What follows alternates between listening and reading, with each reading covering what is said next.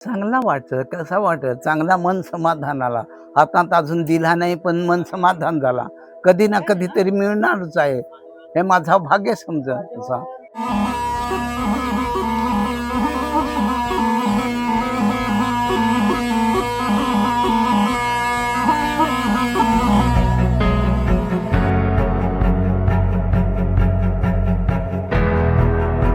पालघरचा तारपा वादक भिकल्या धिंडा यांना पद्मश्री पुरस्कार जाहीर. कौतुकाचा वर्षा. तारपा हे केवळ एक पारंपरिक वाद्य नसून आदिवासी जीवनाचा आत्मस्वर आहे. निसर्ग, अध्यात्म आणि सामूहिक जीवनशैली यांचा सुरेल संगम म्हणजे तारपा. देवकार्य, विधी, सण उत्सव, सामूहिक नृत्य आणि उपासना यातून घुमणारा हा नाद आदिवासी समाजाला एका लयीत बांधतो. अशा तारप्याला राष्ट्रीय पातळीवर सन्मान मिळवून देणारे पालघर जिल्ह्यातील वाळवंड गावचे सुपुत्र ज्येष्ठ तारपा वादक भिकल्या लाडक्या धिंडा यांना भारत सरकारकडून पद्मश्री पुरस्कार जाहीर झाला. या सन्मानामुळे संपूर्ण आदिवासी समाजात आनंद आणि अभिमानाची लाट उसळली. तारपा हा केवळ ऐकण्याचा अनुभव नसून अनुभवण्याची साधना आहे. निसर्गातून जन्मलेले सूर, वाऱ्याशी संवाद साधणारा नाद आणि माणसाच्या अंतःकरणाला स्पर्श करणारी लय या साऱ्यांचा संगम तारप्यात दिसून येतो. आदिवासी समाजाच्या सांस्कृतिक जीवनात तारप्याला अनन्यसाधारण महत्व आहे. हा नाद केवळ संगीत न राहता सामूहिक चेतनेचा आवाज बनतो.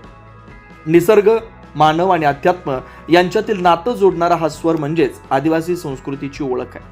भिकल्या धिंडा यांना तारपा वाजवण्याचा वारसा आजोबांकडून मिळाला. गुरे चारत असताना अवघ्या 10व्या वर्षी त्यांच्या जीवनात तारप्याचा नाद उतरला.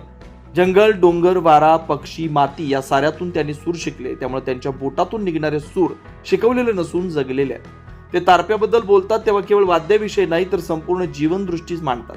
तारप्याची निर्मिती, त्यामागील तत्वज्ञान, त्याचे सांस्कृतिक अर्थ आणि आदिवासी जीवनातील स्थान हे ते अत्यंत साधेपणानं पण खोल आशयाचं मांडतात. भिकल्या धिंडा यांच्या कलेची दखल यापूर्वी घेतली गेली.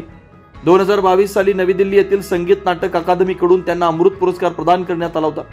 आता मिळालेला पद्मश्री पुरस्कार हा त्यांच्या वैयक्तिक कलेपेक्षा त्यांनी जपलेल्या परंपरेचा, संस्कृतीचा आणि तारप्यावरील अपार प्रेमाचा गौरव आहे. हा सन्मान म्हणजे मुख्य प्रवाहानं आदिवासी संस्कृतीला दिलेली मान्यता असल्याचं मानलं जात आहे.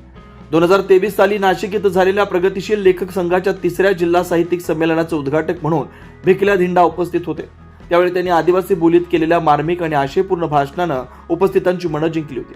साधे भोळे व्यक्तिमत्व असलेल्या भिकल्या धिंडा यांनी तारप्याला केवळ जपले नाही तर ते जगासमोर प्रतिष्ठेनं मांडलंय. त्यांनी आदिवासी संस्कृतीला प्रदर्शनात नाही तर सन्मानाच्या स्थानी नेऊन ठेवलाय. आज त्यांचा पद्मश्री सन्मान एक स्पष्ट संदेश देतो. आदिवासी कला हे केवळ लोककला नाही, ती लोकांची संस्कृती आहे. ही उपेक्षित परंपरा नसून भारतीय संस्कृतीची मूळ धार आहे. तारप्याचा नाद जसा निसर्गाशी एकरूप होतो तसाच भिकल्या धिंडा यांचा जीवन प्रवास परंपरेशी एकरूप झालेला आहे. त्यामुळे त्यांचा हा गौरव फक्त एका व्यक्तीचा नाही, तो संपूर्ण आदिवासी अस्मितेचा विजय मानला जातोय. भिकल्या लाडक्या धिंडा यांना पद्मश्री पुरस्काराबद्दल मनपूर्वक हार्दिक अभिनंदन. आपण जपलेली परंपरा, जिवंत ठेवलेली संस्कृती आणि जागतिक स्तरावर पोहोचवलेला तारप्याचा नाद यासाठी आदिवासी समाज आपला सदैव ऋणी आहे. तारपा वाजत राहो, संस्कृती जिवंत राहो, आदिवासी अस्मिता अढळ राहो.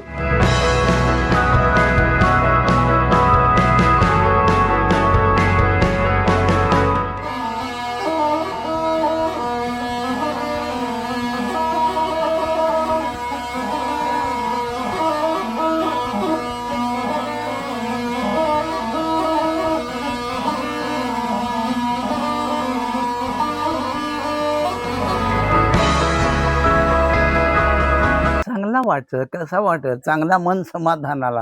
हातात अजून दिला नाही, पण मन समाधान झाला. कधी ना कधीतरी मिळणारच आहे. हे माझा भाग्य समजा तसा. किती वर्षापासून तुम्ही मी बारीकच्या म्हणजे 10-12 वर्षापासून गाई चारायला लागलो. तेथून तर मी गुराशी माझा वाद्यच चालवा. असा हे वाद्य वाजवायचा म्हणजे शरीर पण चांगला आणि मन समाधान होय. त्याच्यात जे काय मी देवाची आराधना करत ते तुम्हाला माहित नाही पडल, पण त्याचा ऐकाय मन समाधान चांगला वाटत.